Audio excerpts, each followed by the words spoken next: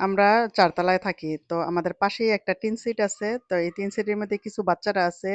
৫ লিটারের একটা বোতল কাইটা ফাঁকা করে নিছে। নিয়ে ওইটার মধ্যে একজনে বসে, আরেকজনে রশি দিয়ে টানে। কি যে বিকট শব্দ এটা আপনাদেরকে আর বলে বোঝানো যাবে না। আর আমি যখন ভয়েস দেই তখনই ওদের এটা চালানোর সময় হয়।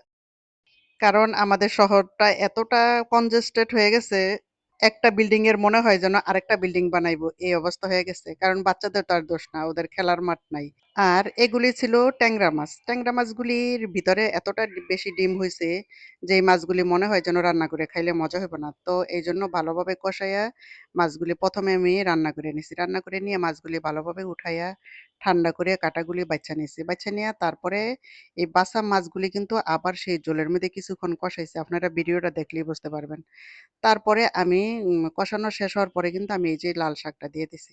আর পাশের চুলার মধ্যে ওই যে দুধ রান্না করতেছি, এখন ১ কাপ খাবো, দুধ চা খাবো।